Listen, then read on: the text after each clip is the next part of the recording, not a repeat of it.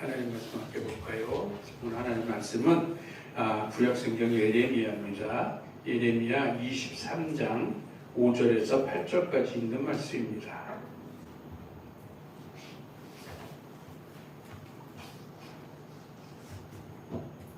예레미야 23장 5절에서 8절까지 말씀. 제가 가진 성경은 구약성경 1086페이지 정도 됩니다. 예레미야 23장 5절에서 8절. 제가 봉독하고 8절은 다 같이 한 목소리 합독하겠습니다. 제가 먼저 5절부터 봉독합니다. 나 여호와가 말하노라. 보라, 때가 이르리니 내가 다윗에게 한 의로운 가지를 일으킬 것이라.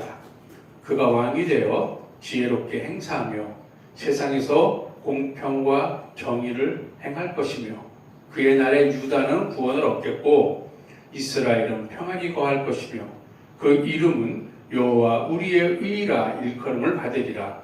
그러므로 나 여호와가 말하노라.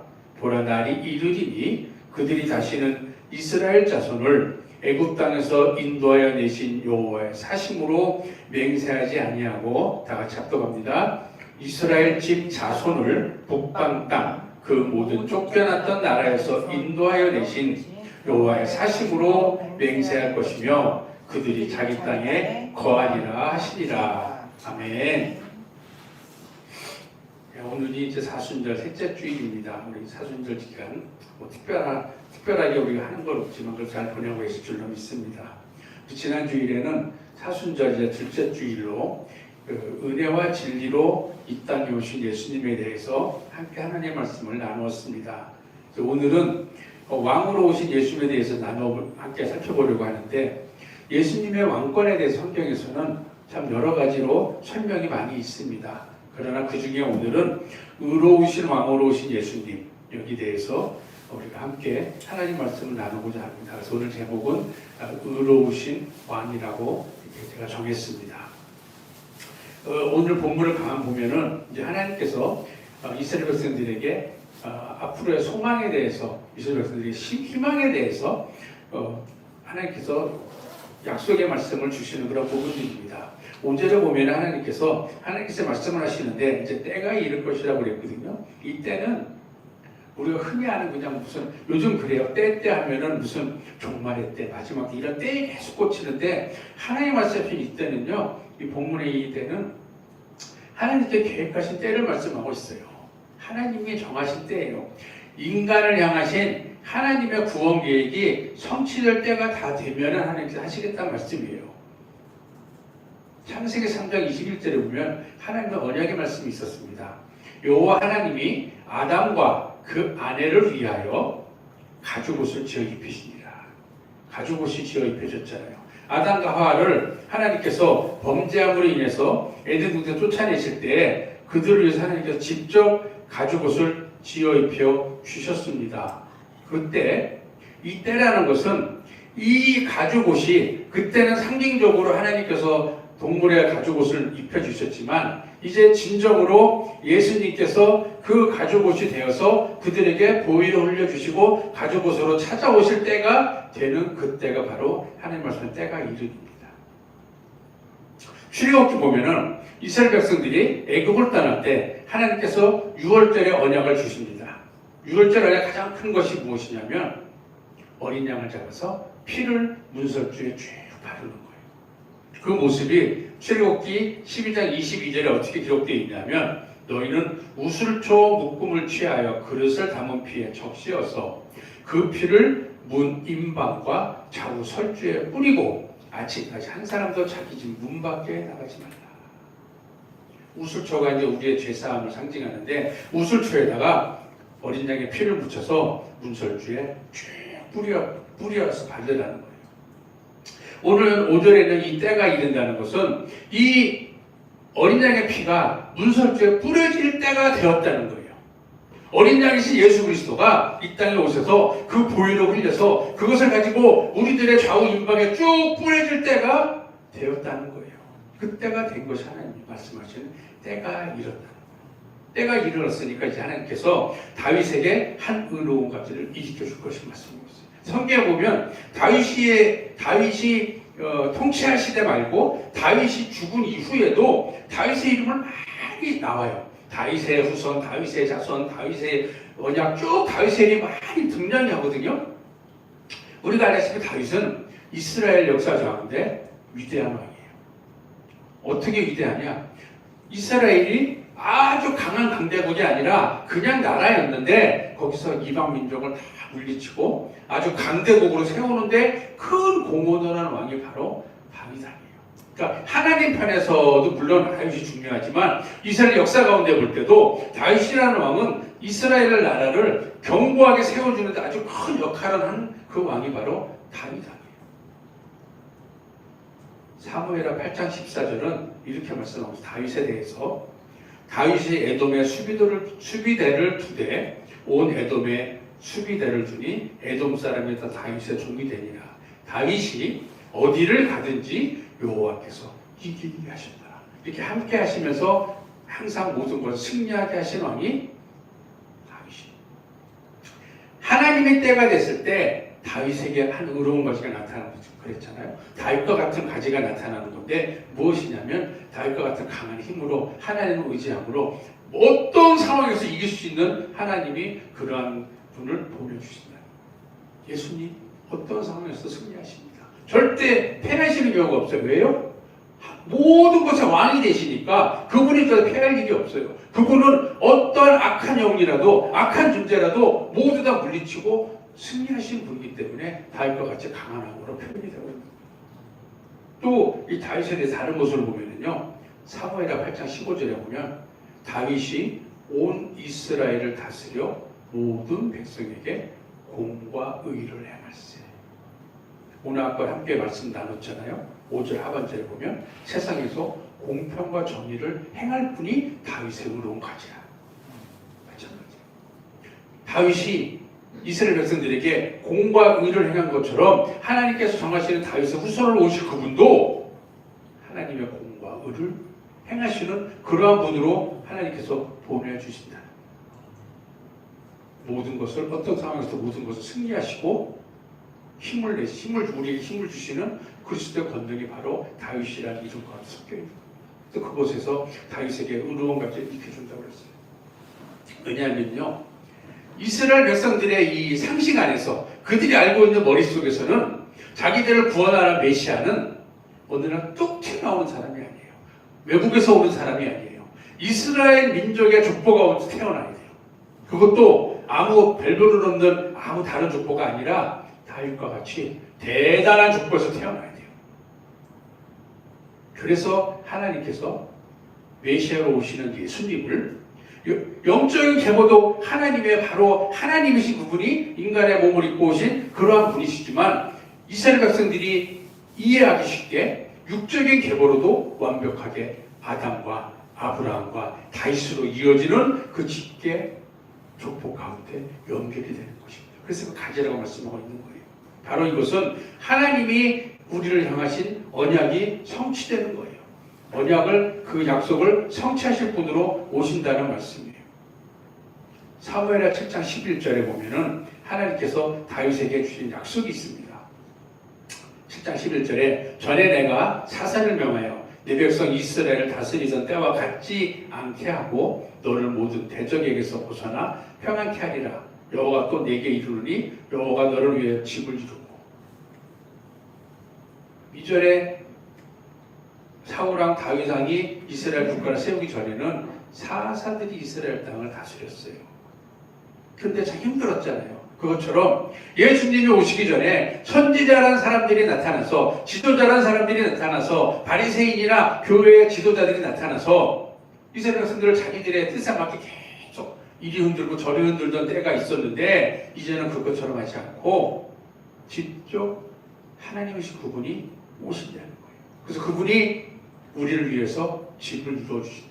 우리를 위해서 우리의 심령성전을 세우고 천국의 집을 지을 수 있도록 우리를 인도해 주시겠다는 그러한 약속이 이제 이루어지는 것이 하나님의 때고 다윗의 가지에서 태어나신다는 거예요. 사무엘하 7장 16절에 내 집과 내 나라가 내 앞에서 영원히 보존되고 내 이가 영원히 경고하리라 하셨다. 우리가 가지고 있는 심령 성전, 우리가 하늘 나라에 가야 될 그 장소가, 그 천국이 영원히 나에게 약속이 되고, 그 다음에 그곳에서 내가 가질 천국의 왕권, 하늘나라 장자가 돼서 천국을 다스리는 그것이 내 권리가, 나의 위치가 영원하게 설 수 있게 해주시는 분이 바로 예수님이 오신다는 것입니다. 그분이 오시면 이제 하반절에 보면 지혜롭게 행사한다고 해서 지혜롭게. 우리가 인간들이 알고 있는 지혜가 절대 아닙니다. 인간 세상에 있는 지혜는 아니에요. 하나님의 지혜는 이만한 점 하나만큼도 비교가 되지 않는 거예요. 여기서 말하는 지혜는요, 하나님께만 있는 지혜예요. 하나님이 주시는 지혜예요. 가장 큰 대표적인 걸로 우리가 성경 말씀을 볼 때 어떻게 이해를 다 합니까? 인간의 상식으로 도저히 이해가 안 되는 것들이 많아요.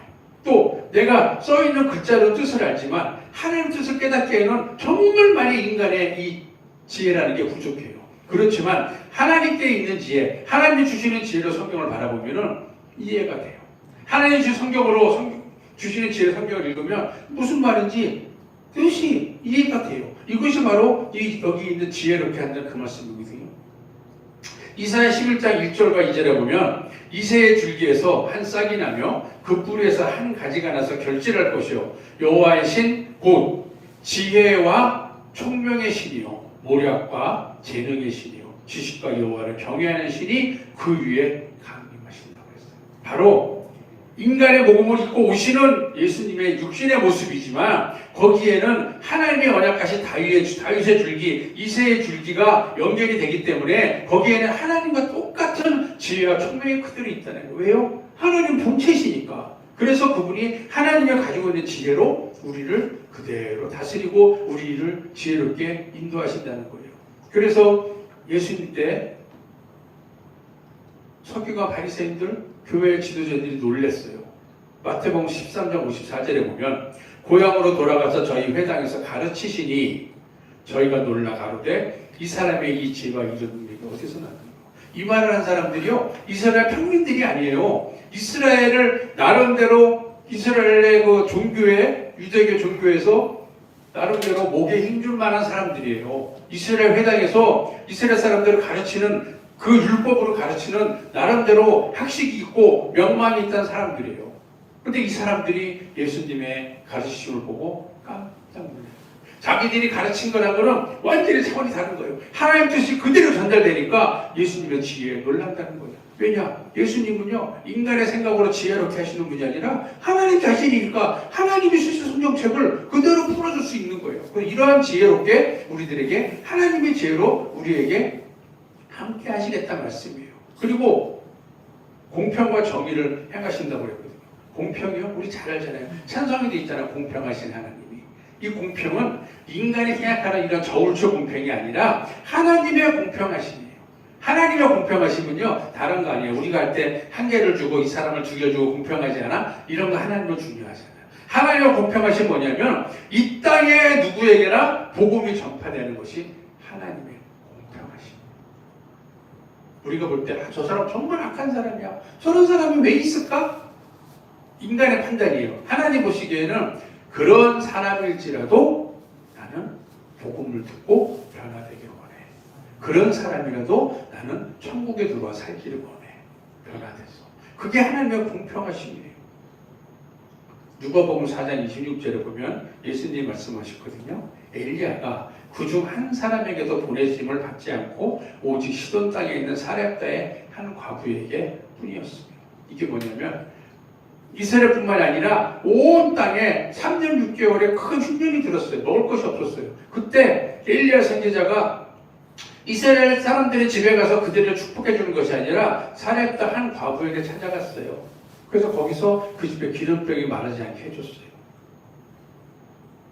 이스라엘 백성이 아니라 이방인에 찾아갔다는 왜? 이방인에게도 하나님의 은혜를 전해주기 위해서. 또 누가복음 4장 27절에 연결해서 이렇게 기록했거든요. 또 선지자 엘리사 때에 이스라엘에 많은 문둥이가 있었을 때 그 중에 한 사람도 깨끗함을 얻지 못하고 오직 수리아 사람 나아만 뿐이니라. 우리가 알잖아요. 나아만 장군이 몸이 나병이 들었잖아요. 그런데 그 사람 한 사람뿐만 아니라 이스라엘에 나병 든 사람이 많았어요. 근데 엘리사는 오직 그 사람만 고쳐줬어요. 왜? 그들에게도 하나님의 은혜가 임하는 걸 원하시기 때문에. 그래서 마태복음 5장 45절에 하나님의 공평하심을 이렇게 기록하고 있습니다. 이는 하나님이 그 해를 악인과 선인에게 비추게 하시며 비를 의로운 자와 불의한 자에게 내리우십니다. 하나님은요, 이 우리가 아는 햇빛을 악한 사람과 선한 사람에게 골고루 비춰주는 거예요. 너는 죄가 많으니까 너에게는 해가 안 갈 거야. 계속 그늘에 살아. 너는 참 착하고 내 말을 잘 들으니까 너에게는 항상 따뜻한 햇빛이 비칠 거야. 이것이 아니에요. 하나님은 하나님의 말씀을 잘 듣는 사람, 하나님께 불순종하는 사람 모두에게 하나님의 햇빛을 쫙 비춰줍니다. 하나님의 은혜의 빛, 말씀의 빛을 누구에게나 고르게 보내주시고 있는 거예요. 그 사람이 안 받으실 뿐이지 하나님은 누구에게나 기회를 주고 베풀어 주시는 거예요. 또 비를 의로운 자, 불의한 자에게 보내주잖아요. 비가 내릴 때요, 하늘에서 비가 올 때 착한 사람에게는 비가 쫙 맞고 나쁜 사람은 비가 피해가나요? 아니에요. 누구에 똑같이 내려요. 나쁜 사람이 장사하는 농사 짓는 땅에는 비가 안 내리고 착한 사람이 농사 짓는 땅에는 비가 내리나요? 그렇지 않아요. 그 지역에 내릴 때는 다 내려요.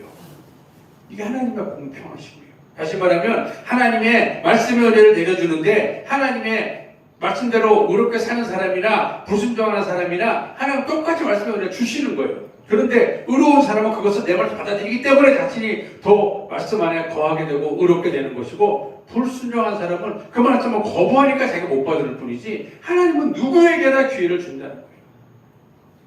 왜? 나중에 하나님 불러갈 때 하나님, 나는 하나님의 이름 자체를 못 들었거든요. 나는 하나님을 몰라요. 처음부터. 이런 사람이 없게 하시려고 하나님이. 오죽하면 로마서 그랬잖아요.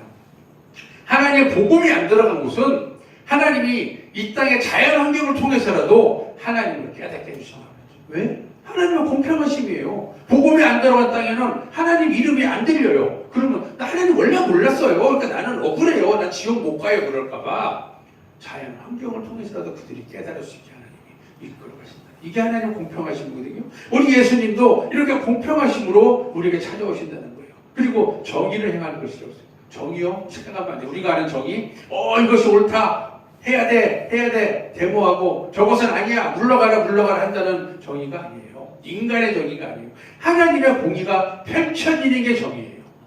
하나님의 공의는 뭐예요? 간단해요. 하나님의 말씀을 잘 순종해요? 그럼 내가 나의 언약대로 너를 천국에 이끌 것이다. 하나님을 거부해요? 어쩔 수가 없다. 기회를 줬는데도 계속 거부해요? 그럼 너는 지옥에 가서 불신발 받을 수밖에 없다. 이게 하나님의 공의예요. 물론 사랑해요, 인간을. 그렇지만 그가 생명이 끊어질 때 하나님은 기회를 계속 주시는 거예요. 한번 기회를 줬는데 거부했어? 그럼 너는 끝! 이게 아니에요.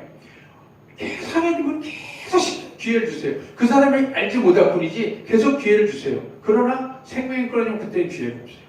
그때 가서 기회가 있을 때 기회를 붙잡은 사람은 하나님 천국으로 이끌어가는 거고, 기회를 거부한 사람은 지옥 갈 수밖에 없어요. 이것이 바로 하나님의 공의라는 거예요. 이러한 정의가, 하나님의 공의에 입각한 정의가 예수님을 베풀 것이라는 거예요. 예수 그리스도를 영접한 자와 거부한 자, 그것에 대해서 하나님께서 구원과 멸망을 주심, 이것이 바로 하나님의 공의라는 거예요. 십자가 대속의 공의와 그 은혜를 받을 자를 하나님이 구별하시는 것이 정의롭게 향한 거예요. 그래서 하나님 하셨잖아요. 알곡과 쭉정이 그대로 두어라. 왜? 아직은 기회가 있으니까. 지금은 이 사람이 알곡 같고 지금 이 사람이 쭉정이 같지만 그 사람의 생명이 끊일 때까지는 기회가 얼마든지 있어. 알곡이 쭉정이가 되는 경우도 있고 쭉정이가 알곡이 되는 경우도 있을까? 그냥 추수 때까지죠. 추수 때라는 게요, 우리가 말하는 계시록의 마지막 때뿐만 아니에요. 내 생명이 추수당하는 경우도 있어요. 그렇잖아요. 주님이 오시기 내가 먼저 내 수명 다음 그때가 나에게 추수 때예요. 하나님 그때가 두고 보시는 거예요. 그래서 추수 때에 알곡이 된 사람은 천국으로 하나님 국관에 들어가는 거고, 추수 때 쭉정이로 있는 사람은 풀 속에 그냥 들어가 버리는 거예요. 그것이 바로 예수 그리스도의 정의라는 거예요. 그럼 정의라고 해서 정의를 부르짖고 옳음을 부르짖는 거? 그런데요, WCC에서 예수님을 향해서 그 시대의 정치 환경을 자기가 어떻게 개혁해 보려고 주장했던 젊은이가 죽은 거라. 아니잖아요. 세상 정의를 부르짖는 분이 아니잖아요. 하나님의 공의가 정의를 가진 것이에요. 그래서 이사야 11장 4절 5절에서는 이 정의를 이렇게 기록하고 있습니다. 공의로 빈핍한 자를 심판하며 정직으로 세상에 겸손한 자를 판단할 것이요. 하나님의 공의로 심령이 메마른 사람, 하나님을 받아들이는 심령이 메마른 사람을 하나님 심판하신다는 거예요. 그리고 정직으로 하나님의 공의에 입각한 정의를 가지고 세상에서 겸손한 자를 판단합니다. 세상에서 하나님 앞에 항상 겸손하고 낮아지는 모습으로 사는 사람을 하나님이 돌아보신다는 거예요. 그리고 그 입의 막대기로 세상을 치며 입술의 기운으로 악인을 죽일 것이며 공의로 그 허리의 띠를 삼으며 성실로 공의 띠를 삼으리라. 우리가 아는 사랑의 하나님? 사랑의 하나님 맞아요. 그러니까 예수님을 십자가에 내어주셨어요. 그런데 그것을 받아들이지 않을 때는 이렇게 막대기로 징계를 받고 진노를 당할 수밖에 없다는 것이 하나님의 공의라는 거예요. 세상 사람들 그래요. 아유, 지옥에 보내는 하나님? 난 뭐 안 믿을 거야. 무슨 신이 사랑도 없어? 모르는 일이잖아요. 그 신이라는 분이 사랑이 있기 때문에 예수님을 십자가에 내어주셨잖아요. 그것 싹 어디 가고 그거 안 믿어서 지옥 가는 얘기만 하는 거예요. 그럼 자기가 그 십자가를 인정하면 되는데 하나님은 사랑이 많기 때문에 우리에게 끝까지 기회를 주시는 거예요. 그렇지만 요한복음 5장 29절처럼 하나님의 정의는 이것이거든요. 선한 일을 행한 자는 생명의 부활로, 악한 일을 행한 자는 심판의 부활로 나오리라. 이 선한 일 계속 말씀하셨잖아요. 착한 일이 아니에요. 선한 일이. 하나님 말씀을 지키려고 순종하며 살려고 애쓰는 것이 선한 일이에요. 그래서 어린이들 찬양에도 있죠. 맘 착해도 못 가요 하나님 나라. 그 말이 맞아요. 착하게만 살아서 천국 가는 게 아니에요. 하나님 뜻대로 사는 행동을 했을 때 천국을 간다는 거예요. 하나님 뜻대로 사는 행동 첫 번째가 뭐예요? 예수 그리스도를 영접하는 게 뜻대로 사는 거잖아요. 그것부터 안 했는데 무슨 선한 일이 돼요. 그렇게 행한 사람들이 생명의 부활로 천국에 간다는 거예요. 그걸 거부한 사람들은 심판의 부활로 갈 수가 없다고 말씀하시는 거예요. 이것이 바로 예수님이 하시는 정의를 행하는 거예요. 그런데 우리는 두려워할 게 없어요. 나 지옥 갈까 봐 어떻게 두려워. 그건 신앙이 아니에요. 그거는 신앙 없는 사람들의 모습. 신앙 있는 사람이요? 선한 일 했잖아. 첫 번째 선한 일 뭐라고 그랬죠? 예수님의 십자가를 인정하는 거. 그거 했잖아요. 그러면 우리는 예수님의 정의의 가운데 공의를 기반으로 한 정의를 행하실 때 나는 어디 들어가요? 나는 심판이 아니라 영생의 길로 들어섰어요. 그러니까 두려워할 게 아니에요. 이제 그 길을 어떻게 하면 내가 잘 지킬까? 그걸로 생각하고 그걸 쫓아가면 되는 거예요. 근데 참 안타까운 게 많은 교회 다니는 기독교인들이 그 길에 들어섰음에도 나 여기서 떨어지면 어떡하지? 나 지옥 가면 여기에 불안해 한다는 거예요. 그걸로 왜 불안을 해요? 내가 이 길을 꽂자 가면 천국을 갈 건데 그 천국을 바라보며 살면 천국을 가는데 그걸 자꾸 잊어버리고 저 옆을 바라보면서 나 이제 떨어지면 어떡해? 여러분들 높은 산을 막 낭떠러져서 걸어갈 때 다들 그러잖아요. 아래 보지 마 그러잖아요. 왜 그래요? 보면 두려워서 떨어지니까 앞만 봐 그러잖아요. 앞만 보고 꽃장 가면 넘어갈 수 있습니다. 똑같은 거예요. 우리 주변 상황이 아무리 어때도 천국만 바라보고 가면 가요. 근데 이거 보고 두렵대. 이거 보고 어쩌나. 이러니까 그리고 오래 떨어진다는 거예요. 하나님 믿는 사람들이요. 선한 일을 이미 행했어요. 처음부터. 그러니까 절대 두려워하지 마세요. 예수님의 정의요? 거기에 우리 포함돼요. 심판의 정의가 아니라 영생의 정의에 우리 들어갔다는 거예요. 절대 예수님의 정의를 두려워하지 마시기 바랍니다. 그리고 이제 그런 사람들 6절에 보면 그날에 유다는 구원을 얻는다고 했어요. 하나님을 믿는 백성들 유다는 구원을 얻는 거예요. 이 구원을 얻다는 뭐냐면요. 십자가 구원의 은혜 가운데 이제 거하게 됐어요. 죄로부터 자유함을 얻었어요. 그러니까 구원의 자리로 온 거예요. 더 이상 고민할 필요가 없는 거예요. 하나님의 때가 됐으니까. 가죽옷이 입혀질 때가 됐고 우슬주에 피를 붙여서 피가 뿌려지는 어린 양의 피가 뿌려지는 그 때가 됐기 때문에 나에게 이제 구원이 임한 거예요. 그래서 로마서 8장 1절과 2절에 이렇게 기록하고 있습니다. 그러므로 이제 그리스도 예수 안에 있는 자에게는 결코 정죄함이 없나니 이 그리스도 예수 안에 있는 생명의 성령의 법이 죄와 사망의 법에서 너를 해방하였습니다. 이 말씀 잘 기억하기 바라요. 사단은요 이 말씀을 자꾸 잊어버리게 해요. 그래서 자꾸 나를 미혹해요. 너는 죄졌잖아. 너는 죄졌잖아. 너는 이 죄 짓고 네가 하나님 믿어? 너 어제 기도하고는 죄졌잖아. 계속 이러거든요. 그런데 아니에요. 죄진 거 맞아요. 맞는데 내가 회개하면 하나님 용서해 주시죠. 그렇기 때문에 우리가 이 자유함, 나를 정죄함이 없는 것이 내 믿음이 되는 거예요. 우리가 구원을 얻겠고에 포함이 되는 거예요. 우리가 자꾸 불안할 필요가 없어요. 나는 구원 못 받으면 구원 들어갔어요. 그 길에. 그 길로 꼼짝 밟고 가면 돼요. 결코 정죄함이 없다는 것이 나에게 주시는 말씀이 되면 돼요. 저 지나가는 다른 교회 사람이 아니라 나에게 오늘 이 시간 주신 하나님의 말씀이 되면은 나는 이제 누구도 정죄하지 못해요. 나는 실수할 수 있지만 내가 회개했을 때 하나님 다시 나에게 정죄함이 없는 은혜를 부어주시기 때문에 생명의 성령의 법이 항상 나를 끌어가게 된다는 거예요. 그래서 나를 해방시켜줬다는 거 정말 믿기 바라요. 우리나라 사람들 8월 15일 40원에도 해방됐잖아요. 그때 사람 얼마나 기뻐했어요. 누구 한 사람이라도 다시 나는 일본의 지배를 받는 것 같은 마음이 들어 불안해. 이런 사람이 있었나요? 없었어요. 모두 해방이 기뻐했어요. 똑같은 거예요. 사단이 그동안 나를 치고 지멋대로 흔들었지만 내가 십자가를 받아들임으로 예수님의 죽음을 인정하고 내 죄 때문인 걸 내가 인정하고 그분을 영접했을 때 나는 이제 해방된 사람이에요. 더 이상 매일 필요가 없는 사람이에요. 그것이 바로 구원을 얻었다는 거예요. 그리고 이스라엘은 평안히 거한다고 했어요. 이제는 평안하게 살 일만 있어요.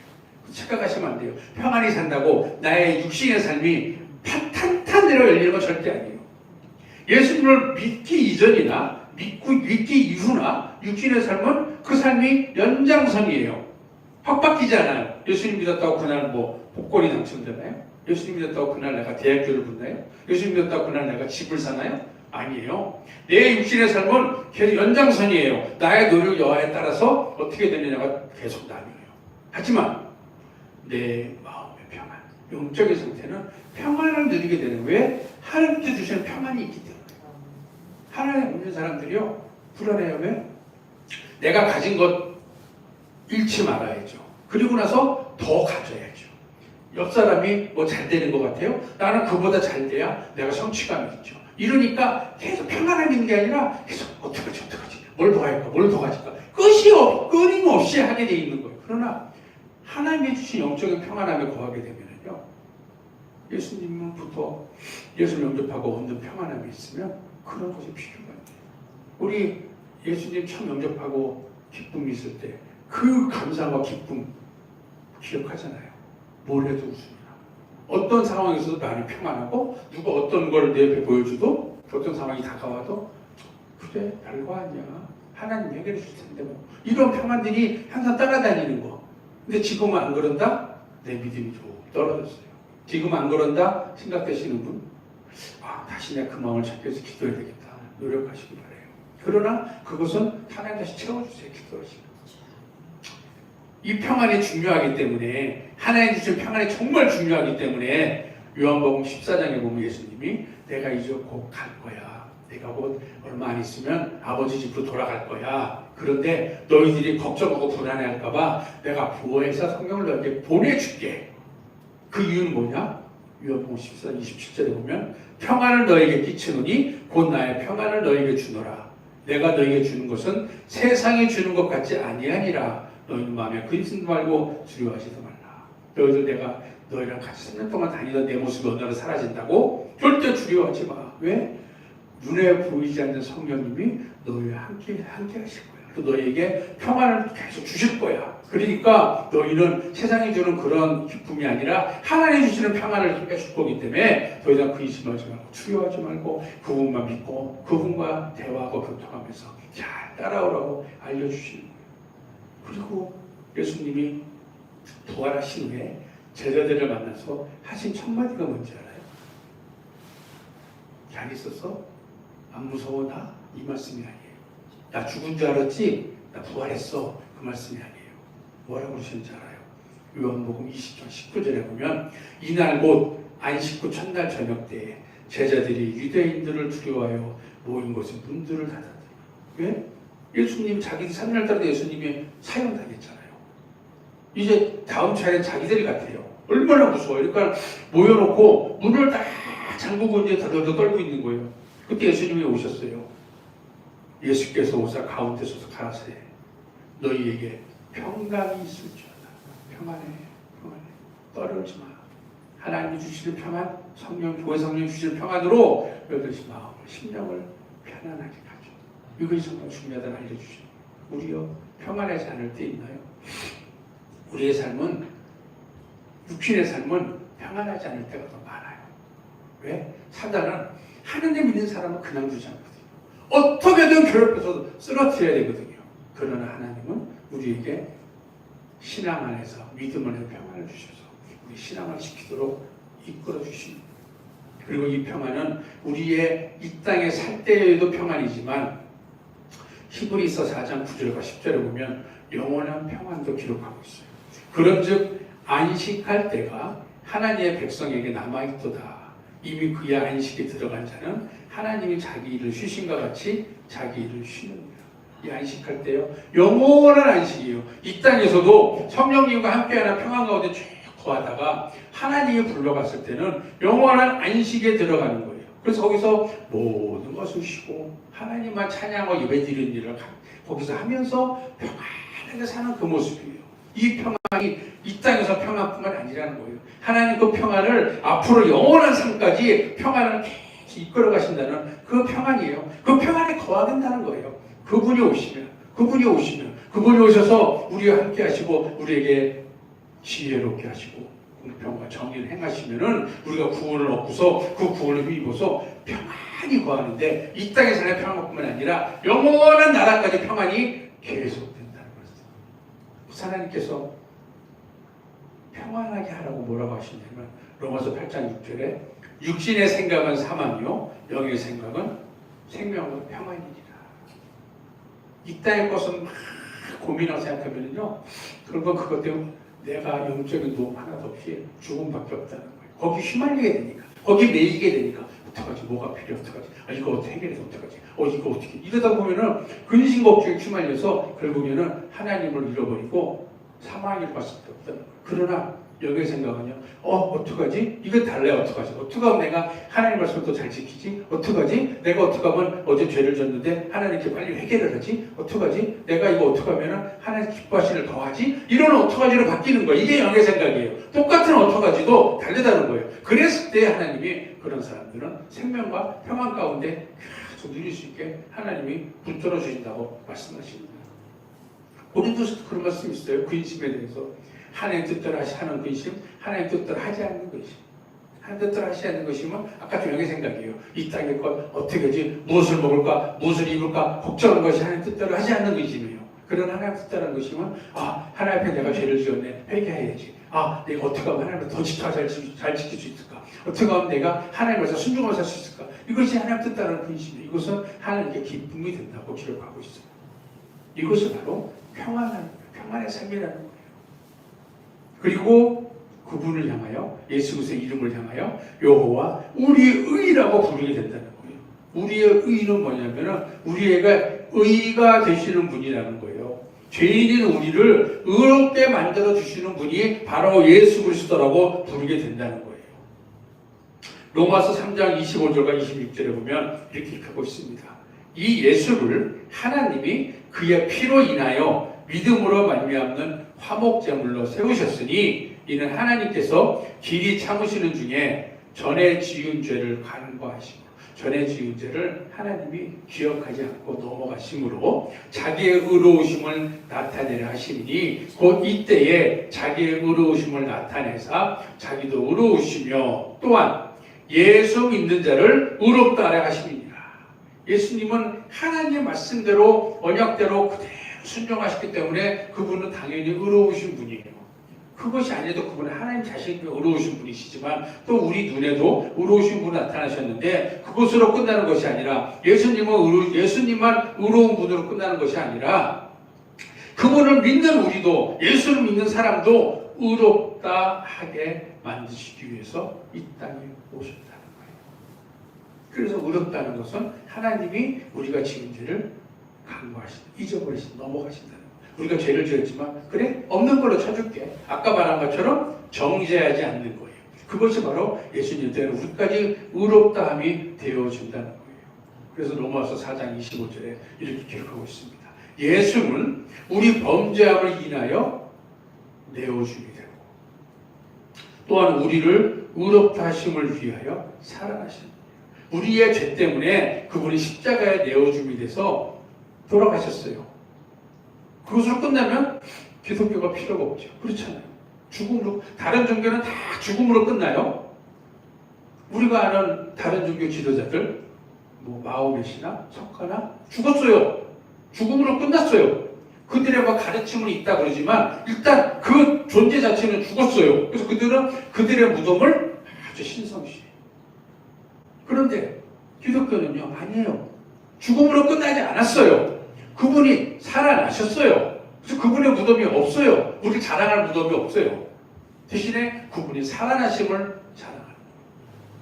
왜? 우리를 의롭게 해주기 위해서. 우리가 의로운 자, 죄 없는 자를 만들어주기 위해 살아나셨어요. 우리가 죄 없는 자 되고 뭐예요? 이 땅에서는 아무 달라지는 거 없어요. 우리 예수 믿고 죄 없는 자 됐다고 우리의 삶이 달라지나요? 그러나 우리의 영원한 나라는 우리를 기다려요. 죄 없는 자가 됐기 때문에. 우리가 의로운 자가 됐기 때문에. 그걸 위해서 살아나신 거예요. 왜? 너희도 나처럼 이렇게 다시 살아나서 나처럼 의로운 자로 천국에서 영원히 살 거야를 보여주신 거예요. 이것이 바로 우리의 의가 되시는 분이라는 거예요. 정말 감사하지 않아요? 우리가 이해하기 쉽게 그분이 직접 죽었다가 살아나셨어요. 우리 눈에 보이게. 자, 못 믿겠지? 자, 이렇게 된 거야. 너희도 이렇게 될 거야. 너희도 너희 생명이 닿을 때 죽지? 그런데 다시 내가 살릴 거야. 살려서 내가 아버지 집으로 돌아가는 것처럼, 내가 하늘 보좌로 돌아가는 것처럼 너희도 내가 있는 곳으로 올 거야. 내가 있는 그 집으로 너희도 올 거야. 걱정하지 마. 이게 우리의 의가 되는 거예요. 우리 죄가 사함을 받게 돼요. 그리고 이제 7절 보면은 하나님이 이제 약속을 더 이상 애굽 땅에서 인도해낸 여호와로 약속하지 않아요. 애굽에 인도해낸 건 뭐냐면요, 우리가 이 땅 내 맘대로 살다가 교회로 들어온 삶이에요. 세상에서 내 뜻대로 살다가 이제는 예수 그리스도 구주를 영접하게 된 삶이 애굽 땅에서 인도받은 삶이에요. 그런데 하나님께서 이제는 내가 그 이름으로 너희 약속하지 않을게. 무슨 말인지 알아요? 이스라엘 백성들 보세요. 애굽에서 건짐을 받았어요. 그러면서 그들이 하나님께 하나님 감사합니다 다 순종했나요? 아니에요. 그렇기 때문에 하나님이 40년을 광야에서 그들을 진멸시켰잖아요. 우리는 저기 볼까요? 우리가 하나님을 믿었어요. 하나님 상관없이 내 마음대로 살다가 이제는 내가 예수님을 영접하고 하나님 사랑을 하겠습니다 하고 결단하고 기독교인이 되고 교회를 다녀요. 그런데 그럼 그 삶이 계속되나요? 어느 순간에 자꾸 나는 실수하고 넘어지고 죄를 져요. 이스라엘 백성들처럼 자꾸 하나님과 멀어지는 행동들을 해요. 하나님이 그들을 광야에서 엎어뜨린 것처럼 우리의 영적인 생명도 점점 소멸되는 거예요. 그러니까 하나님이 이스라엘에게 율법을 줬는데 그걸 못 지키잖아요. 그러니까 하나님이 더 이상 내가 율법을 준 하나님, 너희들을 애굽에서 건져낸 하나님으로 안 해줄게. 대신에 8절에 있는 것처럼 너희들 쫓겨났던 나라에서 인도해낸 하나님을 내가 나는 이제 너희들의 언약을 할 거야. 다시 말하면은 이스라엘 백성들이 포로 생활하다가 돌아온 것처럼 우리가 하나님을 믿었다가 애굽에서 떠났다가 다시 애굽으로 돌아가요. 다시 세상과 짝하고 죄와 짝하는 삶을 살아요. 하나님을 믿는다고 하지만 아직도 죄를 버리지 못하고 죄의 자리에 남아있어요. 하나님을 뜻하지 못하고 불순종한 삶을 자꾸 살아요. 그러다 보니까 처음에 믿음이 있는 것 같았는데 사단에게 자꾸 너무 빠져서 죄를 짓다 보니까 교회는 다니는데 하나님과 관계없는 삶을 살아요. 교회는 다니는데 신앙은 다 잃어버리고 껍데기만 출석 붙이는 그런 신앙인으로 살게 돼요. 그런 사람들 껍데기 교회에 와 있지만 자신의 영혼은 이미 쫓겨나서 사단에게 포로로 팔려가 있는 상태예요. 다시 포로가 됐어요. 그들을 다시 불러내신다는 거예요. 그것이 바로 쫓겨냈던 나라에서 인도하신 하나님인 거예요. 그 상태가 열왕기하 24장 20절 상반절에 보면 여호와께서 예루살렘과 유다를 진노하심이 저희를 그 앞에서 쫓아내실 때까지 이르더라. 이 사람들 광야 생활에서 그렇게 40년 동안 고생하거든요. 그 이후에 다윗을 솔로몬을 통해서 대단한 왕국을 세웠음에도 계속 하나님께 불순종하다가 하나님께 진노받아서 쫓겨나는 삶이 되는 거예요. 하나님의 처음에 영접해서 하나님 믿을 때 기뻐 뛰며 찬양하다가 그 믿음 다 잃어버리고 껍데기만 교회 왔다 갔다 하는 삶이 됐을 때 하나님이 너희는 정신 차려봐라 할 때가 됐다는 거예요. 그런 사람 심리상태 어떻게 되는지 알아요? 누가복음 11장 24절에서 26절에 보면 무서운 말씀이 있어요.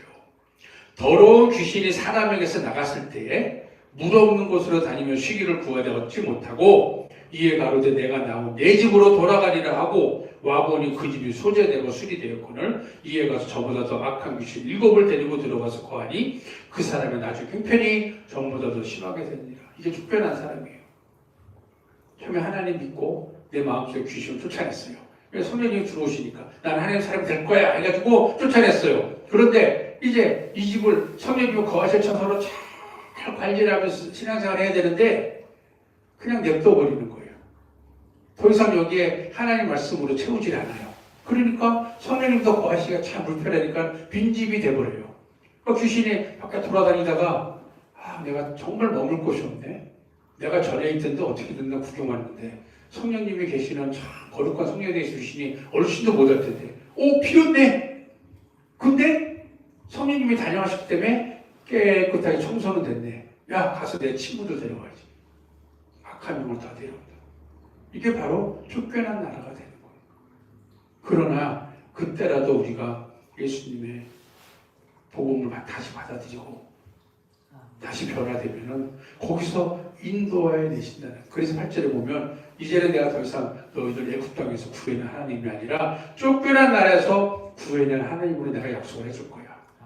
너희 처음에 교회로 인도한 하나님이 아니라 너희가 그 이후에도 내 뜻대로 살지 못하고 네 마음대로 살았지만은 내가 그럼에도 너희를 잊지 않고 하나님 말씀대로 붙들어서 다시 하나님이 끌어온 그 하나님의 약속을 가지고 내가 너를 끝까지 인도해 줄게.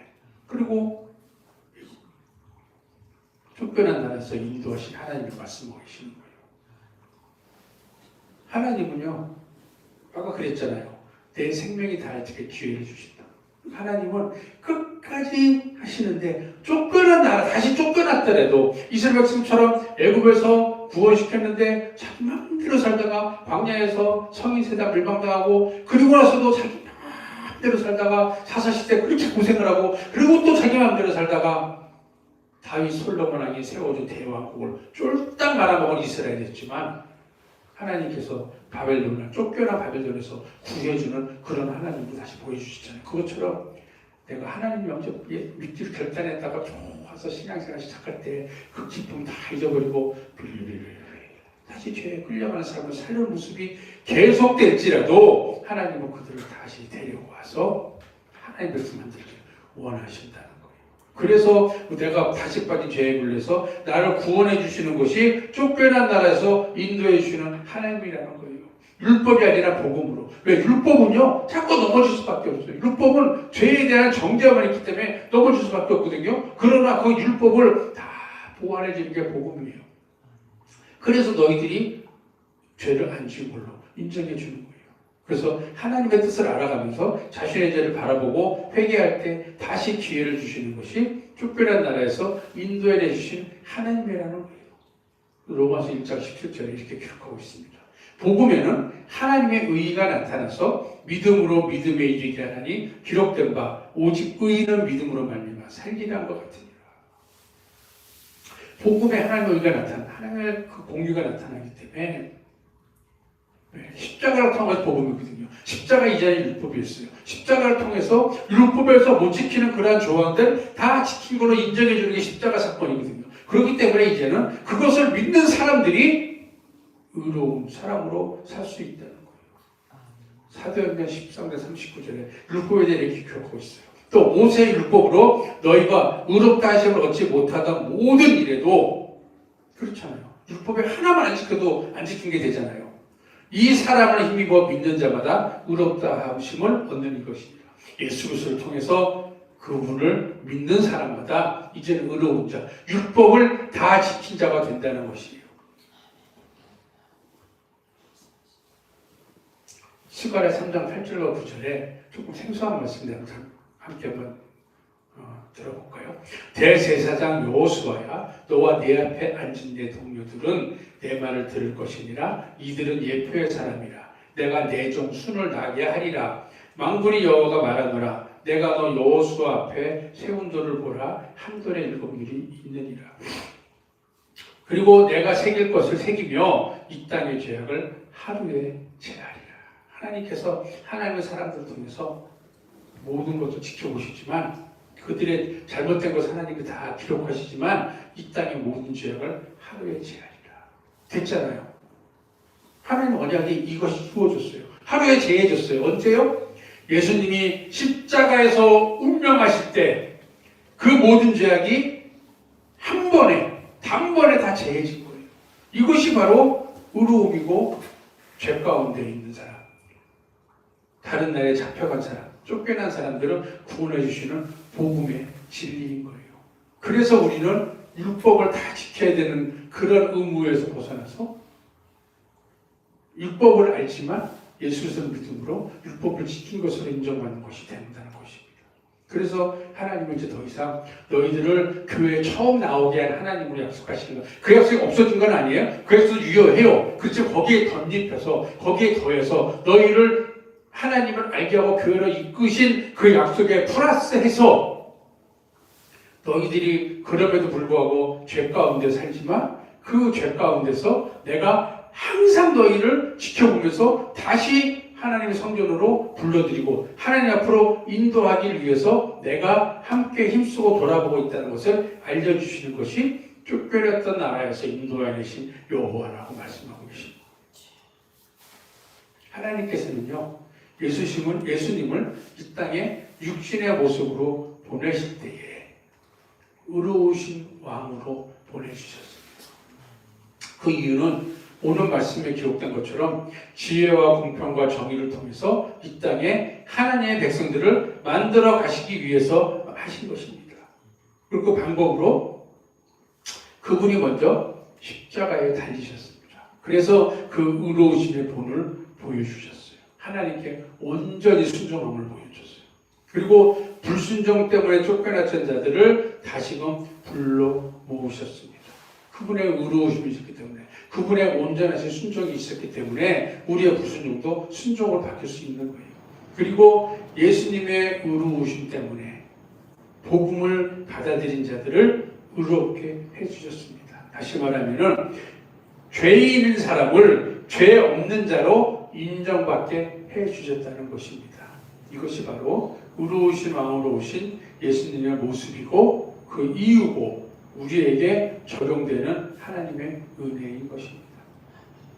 사랑하는 우리 하른스교 가족 여러분, 우리는 의로우신 왕으로 오신 예수님을 구주로 영접한 사람들입니다. 그렇기 때문에 그분이 주시는 평강 가운데 거하면서 그분의 의로우심을 전해야 될 의무가 있습니다. 우리의 입술을 통해서 또 우리의 삶을 통해서 그분의 지혜와 공평과 정의를 소개해야만 하는 것입니다. 우리 모두 이러한 사람이 되기를 축원합니다.